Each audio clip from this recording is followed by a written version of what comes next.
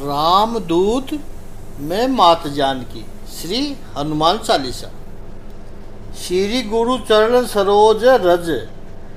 श्री हनुमान चालीसा का आरंभ और उपचार दोनों गुरु वंदना से होते हैं। शुरू में मंगलाचरण के दो दोहे हैं, उनमें गुरु का स्मरण किया है, और अंत की ओर चलते हुए 37वीं चौपाई में स्वामी जी कहते हैं, जय जय जय हनुमान गुसाही, कृपा करहूँ गुरुदेव की नाही। स्वामी जी ने श्री हनुमान जी को सदा गुरु की तरह ही देखा है। क्यों इतनी महिमा है गुरु की? आपके हमारे प्रश्नों का उत्तर प्रवचनों में मिलता होगा, लेकिन महापुरुषों का प्रश्न है कि भारतीय साहित्यकारों ने गुरु की इतनी महिमा क्यों की, क्यों इतना महत्व दिया गुरु को। गुरु हमें अपने आप से मिला देता है, अज्ञानी से ज्ञानी बनाता है, ईश्वर से मिला देता है, शिष्य को अपने जैसा ही बना देता है। एक घटना से हम इस गुरु तत्व की ओर समझते हैं कि घटना ऐसी हुई कि किसी ने स्वामी जी से पूछा कि आप जय जय जय हनुमान गुसाई, कृपा करऊं गुरुदेव की नाई कहते हैं, तो क्या आप हनुमान जी को आप अपना गुरु मानते हैं? स्वामी जी ने कहा, हाँ वो मेरे गुरु है, वो मेरे गुरुदेव है। तो क्या किया है श्री हनुमान जी ने आपके लिए? क्या श्री हनुमान जी ने आपको भगवान श्री राम जी से मिला दिया? स्वामी जी कहते हैं नहीं। तो फिर हनुमान जी ने क्या किया? स्वामी जी ने उत्तर दिया, श्री राम जी तो हमेशा से ही मिले हुए ही थे, लेकिन हमेशा से ही मिले हुए भगवान श्री राम जी को मैं पहचान नहीं पाया था। श्री हनुमान जी ने मुझे हमेशा से मिले हुए ऐसे भगवान श्री राम जी से परिचय करा दिया, इसलिए मैं उनको गुरु समझता हूँ। संसार में दो तरह की प्राप्ति होती है, वेदांत कहता है ऐसा, लौकिक और अलौकिक, यानी सांसारिक उपलब्धि और आध्यात्मिक उपलब्धि। उस उपलब्धि को करने के लिए जो पुरुषार्थ चाहिए, वो पुरुषार्थ भी दो तरह का होगा, लौकिक और अलौकिक पुरुषार्थ, या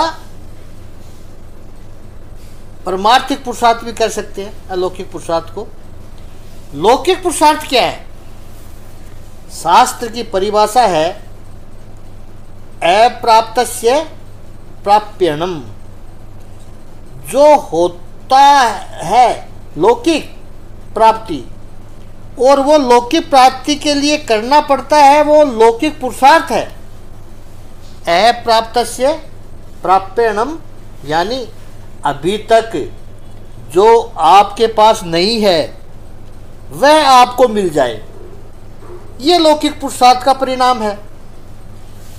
और वो लौकिक प्राप्ति है, इसको एक दृष्टांत से अच्छी तरह समझते हैं कि कोई डिजाइनर फैशन का शर्ट का कपड़ा आपके पास नहीं है, या कोई महंगी वाली गाड़ी, घड़ी या गाड़ी, कोई बड़ा मकान, जो भी आपके पास अभी नहीं है और आपको चाहिए। सपना देखते हो कि ऐसी गाड़ी मिल जाए, बड़ा मकान मिल जाए, कितना अच्छा हो जाए। बड़ी गाड़ी मकान देखा कि मुंह से आह निकलती है कि मुझे भी ऐसी बड़ी बड़ी गाड़ी और मकान चाहिए। और उसको प्राप्त करने के लिए आप कोशिश करते हो, पुरुषार्थ कर रहे हो। 6 महीने के बाद, साल भर के बाद या 2 साल के बाद आप वो महंगी वाली गाड़ी ले आए, वो लौकिक पुरुषार्थ होगा।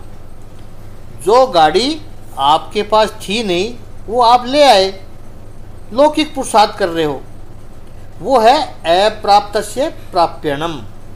और दूसरा एक पुरुषार्थ होता है प्राप्तस्य प्राप्यणम, जो आपके पास है वही आपको मिले। अब आप पूछोगे कि जो है उसका मिलना क्या हुआ? जो आपके पास है उसके प्रति आप सजग हो जाओ, जागृत हो जाओ। जैसे एक बहना सुबह किसी एंगेजमेंट में गई थी, महंगा वाला हीरो का नेकलेस पहन के निकली। घर पर लौटी तो अचानक दृष्टि गई कि नेकलेस तो है ही नहीं। इतनी टेंशन में आ गई, कहाँ गया कहाँ गया नेकलेस। ड्राइवर को पूछा, पूरी गाड़ी छान मारी, जहाँ गई थी वहाँ जाकर ढूंढा, नहीं मिल रहा है। घर के नौकरों से पूछा, अलमारी पूरी तरह बिखेर दी, पूरा घर इधर से उधर उल्टा पुल्टा कर दिया, कहाँ है नेकलेस, कहाँ है। रात के 2 बजे तक छानबीन करते रहे, थक गए। अब तो सुबह ढूंढेंगे बस। सोने की तैयारी करते वक्त कपड़े बदलने के लिए बहन जी गई तो अपने ही शरीर के कपड़ों में कहीं फंसा हुआ वो नेकलेस मिल गया। पूरे दिन भर उसको ढूंढने के लिए कोशिश करते रहे, कितना पुरुषार्थ किया और मिला कहाँ से? अपने ही पास से। बाहर था ही नहीं तो मिलेगा कैसे? ईश्वर की प्राप्ति भी ऐसी ही होती है। भगवत गीता के 18वें अध्याय के 61वें श्लोक में भगवान श्री कृष्ण स्वयं कहते हैं, ईश्वर सर्वभूतानां हृदयेऽर्जुन तिष्ठति। अर्जुन, ईश्वर प्राणी मात्र के, जीव मात्र के हृदय में बैठा हुआ है और मिलेगा तो भी वहीं से ही मिलेगा, वो हमसे अलग है ही नहीं। एक हिंदी कवि ने बड़ा ही सुंदर कहा है, खोया होवे तो फिर मिले, रूठा ले ही मनाए, पर मिला रहे और न मिले तासो कौन बताए। आज खो गया है तो चलो कल मिल जाएगा, आज कोई रूठ गया है तो उसको मना लेंगे किसी न किसी तरह, पर मिला हुआ तो है और कहते हैं नहीं मिल रहा है, उसको कौन दिखाएगा। स्वामी जी कहते हैं, श्री राम जी तो मुझे हमेशा से मिले हुए थे लेकिन मैं उनको पहचान नहीं पा रहा था। उन श्री रामचंद्र जी से हनुमान जी ने मेरा परिचय करा दिया। प्रसंग कैसा है? संतों ने इस प्रसंग का बहुत सुंदर से वर्णन किया है। मंदाकिनी श्री राम घाट पर प्रगटे श्री रघुनंदन, बोले मधुर वाणी में धनुर्धर बाबा दे दो चंदन। चित्रकूट के श्री राम घाट पर बैठकर स्वामी जी चंदन घिस रहे हैं। अब जिसने पूजा के लिए कभी चंदन घिसा हो या देखा होगा तो उनको पता होगा कि चंदन घिसने की प्रक्रिया कैसी होती है, कि एक नीचे पत्थर होता है और चंदन की लकड़ी होती है, सैंडलवुड, लकड़ी को पत्थर पे घिसते हैं। लेकिन केवल घिसने से नहीं होता है, चंदन की पेस्ट बनानी है तो पानी थोड़ा थोड़ा डालते जाते हैं और चंदन की पेस्ट बनती जाती है। तो श्री राम घाट पर तुलसीदास जी चंदन घिस रहे थे। वो पानी कौन सा था? मंदाकिनी का जल नहीं था वो, न ही घर से कोई कलश भर के लाए थे। आंखों से अश्रु बह रहे हैं अपने प्रभु के वियोग में। अश्रु की बूंदें पत्थर पर गिर रही है और चंदन घिसा जा रहा है। वहां पर प्रभु स्वयं बाल स्वरूप लेकर के आए हैं। बोले, मधुर वाणी में कहा, बाबा लगा दो चंदन। तुलसीदास जी चंदन घिस रहे हैं, उनकी तरफ तुलसीदास जी ने देखा भी नहीं और कहा, घाट पर और भी पंडा लोग हैं भाई, बैठे हुए हैं, ले लो उनसे चंदन, उनके पास जाकर। भगवान कहते, नहीं बाबा, हम तो आपसे ही चंदन चाहते हैं। स्वामी जी ने कहा कि देखो बालक, हम पहले से ही व्यथित है, आप हमें और परेशान न करें। प्रभु ने कहा, बाबा हम तो केवल आपसे चंदन मांगते हैं, दे दीजिए न। स्वामी जी कहते हैं, लीजिए किसी और से, चले जाइए यहाँ से। भगवान ने सोचा कि वे मेरे विरह में यह भक्त इतना रो रहा है, मैं सामने खड़ा हूँ और मुझे कहता है चले जाओ। मेरी उपस्थिति में मेरे विरह में इतना रो रहा है, तो यदि मैं चला जाऊंगा तो कितना रोएगा ये। जिनके विरह से स्वयं इतने व्यथित हैं ये, और प्रभु सामने खड़े हैं, फिर भी स्वामी जी उन्हें पहचान नहीं पा रहे हैं। निर्दोष भाव से प्रभु ने पूछा, बाबा चंदन देते हो या न देते हो?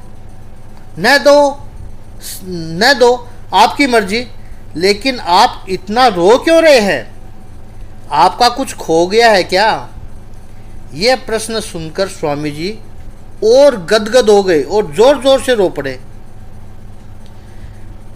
कहा, मेरे प्रभु नहीं मिलते हैं मुझसे। अच्छा, आप इसलिए इतने रो रहे हैं? आप इतना रो रहे हैं और फिर भी आपको वो प्रभु आपसे नहीं मिल रहे हैं? आपके प्रभु बहुत कठोर होंगे। प्रभु स्वयं कह रहे हैं ये बात। तुलसीदास जी ने उस बालक के मुंह पर हाथ रख दिया। ऐसा न कहो बालक, हमारे प्रभु कठोर नहीं है, हमारे प्रभु बड़े कोमल है, बड़े करुणामय है, बड़े कृपालु है। श्री रामचंद्र कृपालु भजमन। दोष हमारा है, नहीं मिल रहे हैं हमें। परिस्थिति तो देखिए, प्रभु स्वयं सन्मुख उपस्थित हैं, फिर भी स्वामी जी कहते हैं कि मेरे प्रभु मुझे मिलते नहीं हैं। किसी कवि ने सच ही कहा है कि मुश्किलें होती है आसान बड़ी मुश्किल से, आदमी बनता है इंसान बड़ी मुश्किल से, ढूंढने वाले को मिल जाते हैं प्रभु, लेकिन आंखें कर सकती है पहचान बड़ी मुश्किल से। नहीं पहचान पाते हैं, प्रभु तो मिले हुए ही हैं। ये मनुष्य का दोष है जो प्रभु को पहचान नहीं पा रहा है। तुलसीदास जी व्यथित थे। उतने में ही आसपास के किसी पेड़ की डाली पर से तोते की आवाज आई। सामने श्री प्रभु खड़े हैं। तुलसी, तू क्यों रोता है? सफल करो जीवन, हनुमान जी बोले बन के तोता। तू सामने प्रभु खड़े हैं, तुलसी तू क्यों रोता?